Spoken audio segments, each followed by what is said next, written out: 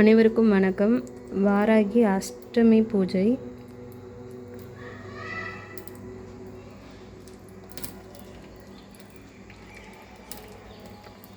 கமெண்ட்டில் ஒருத்தவங்க கேட்டிருந்தாங்க, வீட்டில் தேங்காய் தீபமும் எலுமிச்சை தீபம்லாம் போடலாமா அப்படி சொல்லி கேட்டிருந்தாங்க.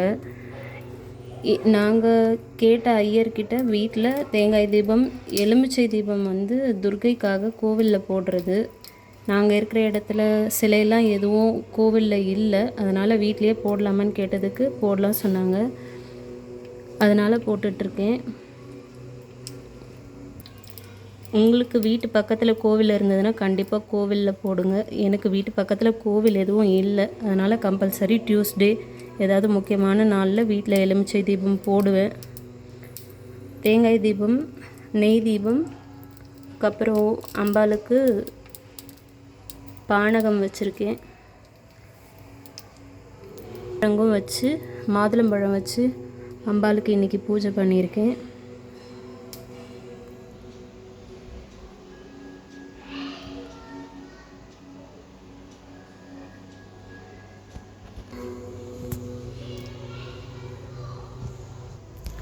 பானகம் எப்படி செய்யணுன்னா, வெல்லம், எலுமிச்சை ஜூஸ், அதுக்கப்புறம் சுக்கு, ஏலக்காய் போட்டு பானகம் ரெடி பண்ணியிருக்கேன். வள்ளிக்கிழங்கு,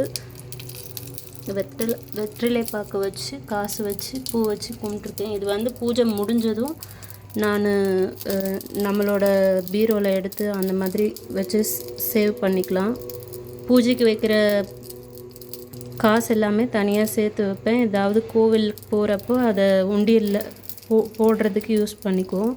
தேங்காய் இப்போ தீபம் போட்டு முடித்து எனக்கு காலையில் வரைக்குமே இது எரியும்.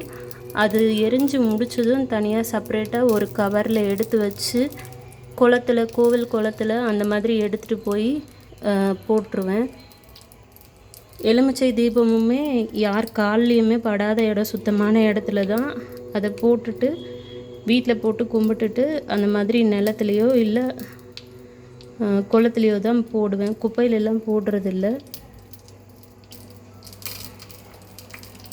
வேறு ஏதாவது டவுட் இருந்தால் கேளுங்க, எனக்கு தெரிஞ்சதை நான் சொல்கிறேன். தேங்க்ஸ் ஃபார் வாட்சிங்.